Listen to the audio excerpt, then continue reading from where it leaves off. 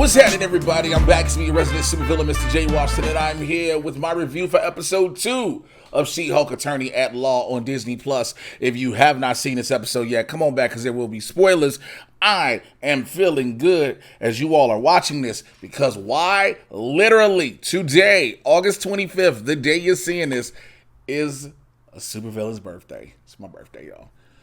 And I wanted to make sure, even though it is my day, I'm pretty much, while you're probably watching this, I'm working, which means I'm either on network right now, live during Designer Con, or I'm on stage at either one of the couple shows. But nonetheless, I wanted to make sure I did this with you all because I'm having fun with this. Thank you to everybody who's been commenting with me and rocking with me about episode 1. I knew this show was going to be, for a lack of better words, polarizing, and it really isn't polarizing. It ain't polarizing. You know why? Because it's the usual suspects who cry and complain about something. Oh, it's too woke, blah, blah, blah, blah. Here's the beautiful thing about those statements, y'all. First and foremost, you knew they were going to cry and complain, but yet and still chose to watch it. That makes zero fucking sense to me. That makes zero sense. The usual suspects who will cry and complain any and everything is too woke that isn't a white guy doing some white guy shit, they're going to watch it just to complain, when in all actuality, all that matters is the view you gave it. Nonetheless, we all want a Captain America fucks t-shirt. We all want that. But I took a lot of notes in this one. So we found out Titania is an influencer. Like, that's what she is. Like, she's a super villain influencer, which is a dope twist on it. You know what I'm saying? Because again, we talk about, you know, how would superheroes play and fare in the world of social media. We've seen various iterations that try to reference that. We've seen superheroes take selfies, et cetera, et cetera. But an influencing supervillain, I think that's so dope. Also, I like how when Jen is out with Nikki and they talk about her joining the Avengers, and she says, being a superhero, she says, yo, being a superhero is for vigilantes, billionaires, narcissists, and adult orphans. I was like, damn. Like, there's a lot that happens in this episode where it's basically, for me, I feel like, and I don't know how you guys feel, they answer a lot of questions we've had in general superhero lore. Whether it be Marvel, DC, Dark Horse, Image, etc., etc. There's certain things you've always wondered, like what she says, do the Avengers get paid? Does it offer health care, pension, maternity leave? Like, those are real, like, we always wondered, and I think somebody brought it up and said that Tony Stark made sure they got paid, but I was like, I think we found out in Falcon and Winter Soldier, they didn't get paid. It was just, you were doing a duty and an honor. Yeah, you stayed on the Avengers compound. Something like that. So I think it was addressed even further. I like how when she has to walk in, of course, everybody wants to see She-Hulk. So she walks in as She-Hulk and then she changes back while trying to date, while talking to her boss. And she changes back into Jen, and the fact that we were, you know, in episode 1, because she's a Hulk, her metabolism goes faster. But all the shit she drank as She-Hulk that wouldn't get her drunk smacked her in the face as Jennifer Walters when she changed back, and then to be fired because of that. And that is like, wow, you were literally doing a job, but her boss was like, you cost us the case. He's like, she saved people in the process. And I think that's always the duality of superheroes, that conflict no matter what. Again, we know as of now, Jennifer Walters does not want to be a superhero. She barely wants to be a Hulk. You know what I'm saying? She wants to be able to just to be a regular lawyer, help people out, things like that, and which opens the door for her to work with GLK and H, the company she beat in the case, the company she was supposed to beat in the case. They hire her. But then this messed up when you find out that the guy was like, yo, we want you as the She-Hulk, and you need to be the She-Hulk, like, not now, but right now. And, like, has her change in the lobby. Now, I know some people, I saw some people saying things, again, the usual suspect dudes, oh, I don't want to hear about these women's struggles and this, that, and the third of my superhero shows. I want to escape from reality. Do you really? Because let me just be real. Misogyny, racism, homophobia, etc., all of them are ever prevalent in every single thing we watch. Whether you call it political, human rights issues, whatever. They are in every single thing that we watch. I know there's some people like, yo, this is beating us over the head with it. But a woman in a law office as a lawyer and her going through a lot of misogynistic shit is just everyday life for a lot of women in a lot of offices, y'all. Like, I know the majority of y'all that watch me here on the channel rock with me and understand where I'm coming from. And this more so will apply to those who might stumble upon this or don't agree and just want to have a reason to argue. But it's just the truth, bro. Look, there's not going to be a woman's life in any fantasy fictional thing we make that's going to be 100% perfect. Every dude is on her side. Everything is equal and everything is down the line, or et cetera, et cetera. It's just not happening. And the fact of the matter is, all those stories have always been written like that. And therefore it's in life.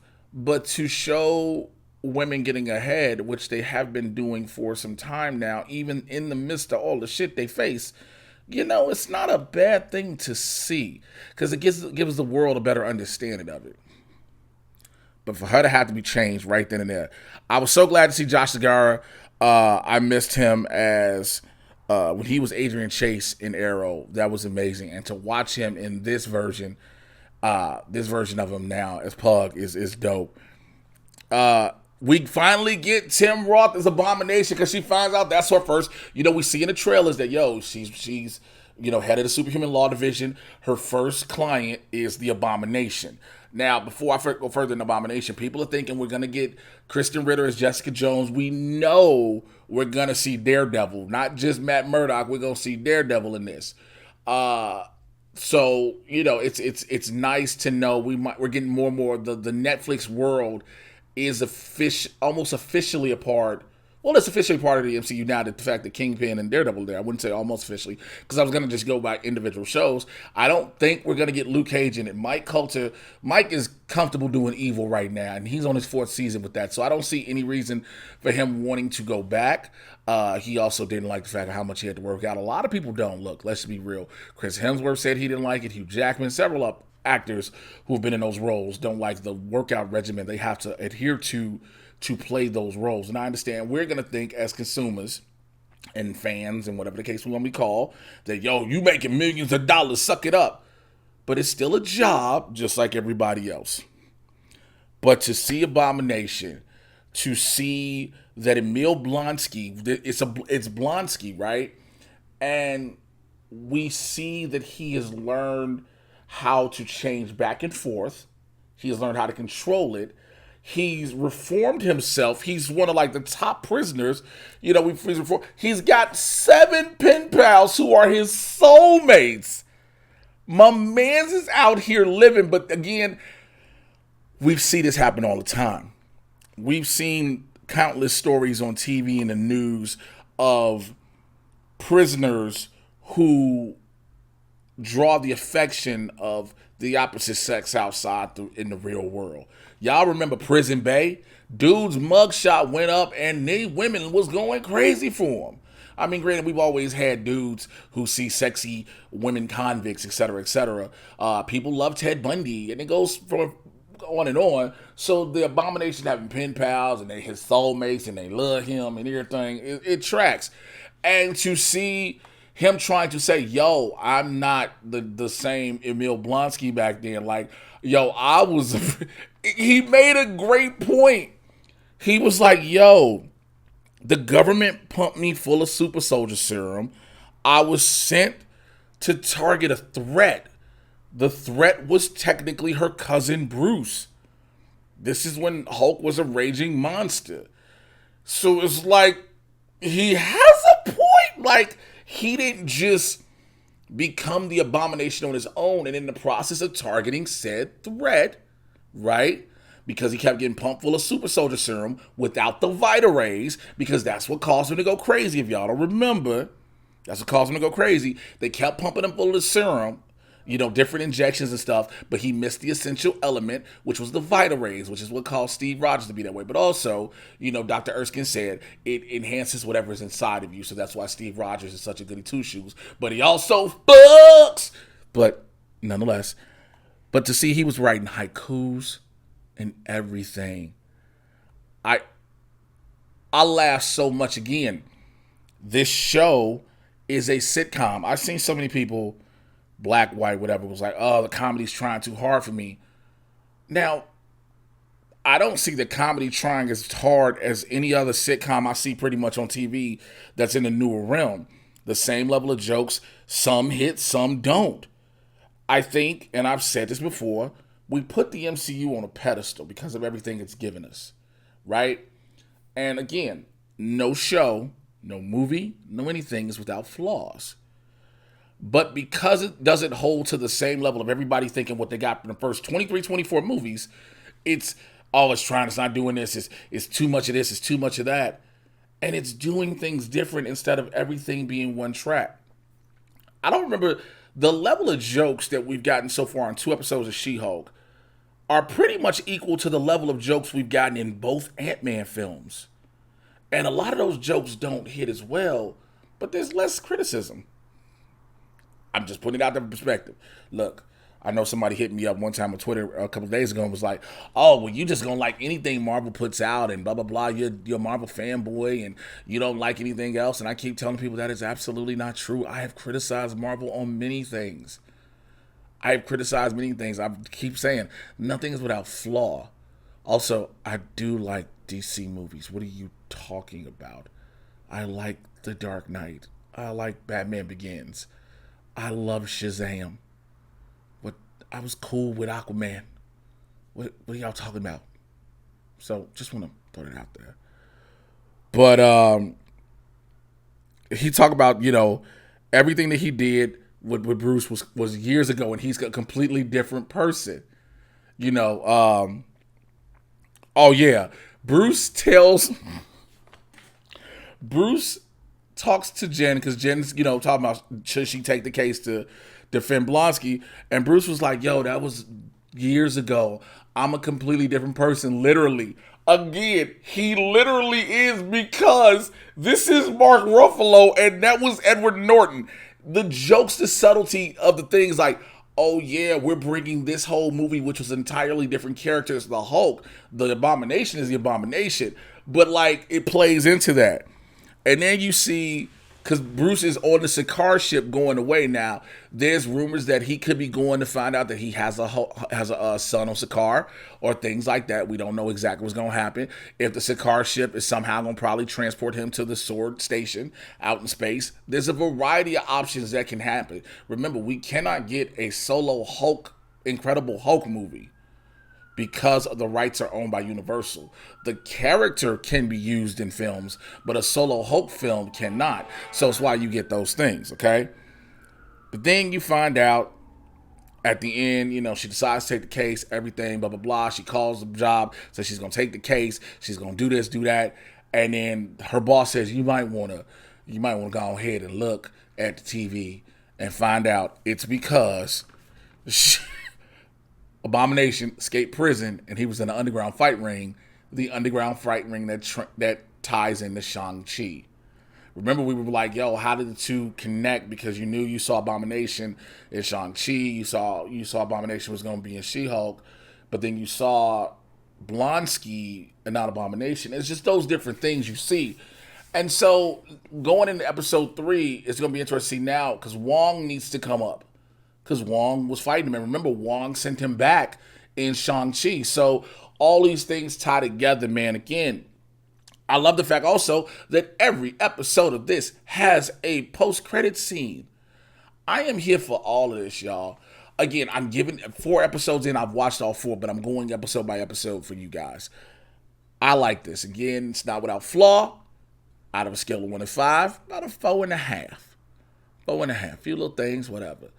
For the most part, I get what this is doing, how it is moving the story, how she gets the name that she doesn't even want. Because she's green, they called her a She-Hulk. And she talks about how derivative it is. She doesn't want the name.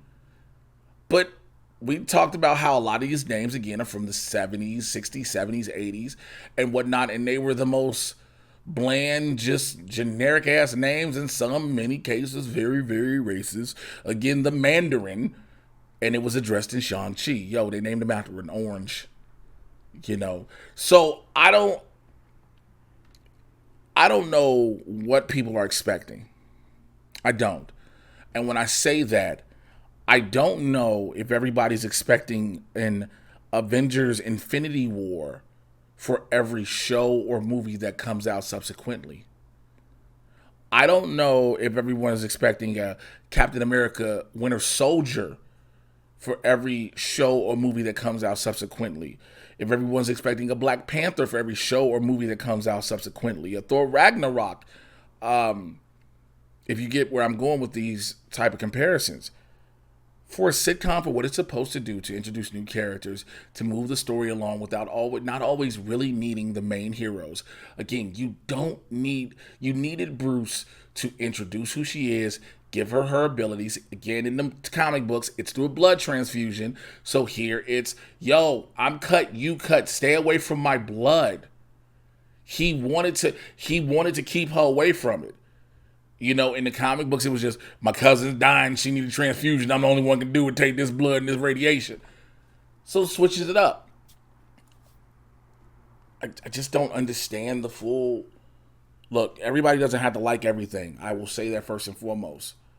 But I just wish more people went into these shows, these movies, no matter what company, again, no matter what creator, with a more so open mind.